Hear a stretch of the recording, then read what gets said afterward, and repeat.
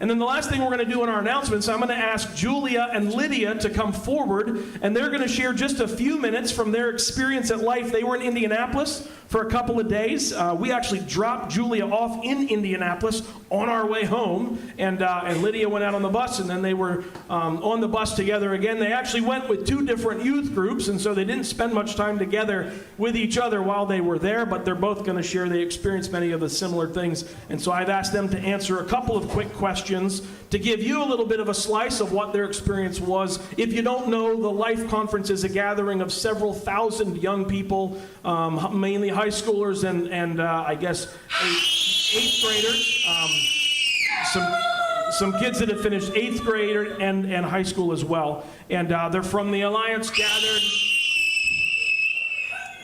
gathered every 3 years. Sorry. We'll let Johnny get situated. It's all right. It's all right. So the first question that I'm going to ask of the girls is to just name a specific highlight of your experience at Life. So there was this one worship session where we sang a certain song, and the chorus, the lyrics were, "So I throw up my hands and praise you again and again." And everybody in the room, just 5,000 people, just threw their hands up in the air, and that's a moment that's going to stick with me. That's awesome. Lydia? Yeah, so mine's kind of similar, but just being able to experience like everybody worshiping in the same room all together was like really nice. Yeah, if you've never worshiped with a couple thousand people, it's a pretty sweet experience, so that's really cool. I asked the girls to think through, was there anything that was particularly challenging or unexpected that they experienced? So we'll have Lydia answer this one first.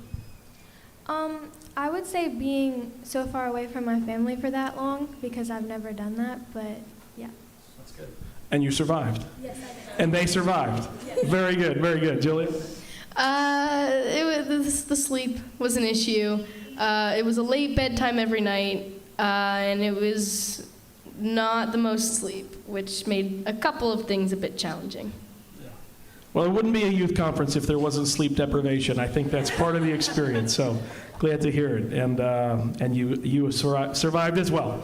Then the last question for the girls. What is one thing that you think you learned about God or about the church or about yourself that you think will stick with you?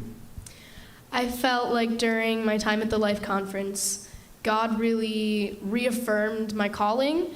For a long time, I had been doubting as to whether what I was hearing from him was actually him, or whether it was just me convincing myself it was him because that's what I wanted.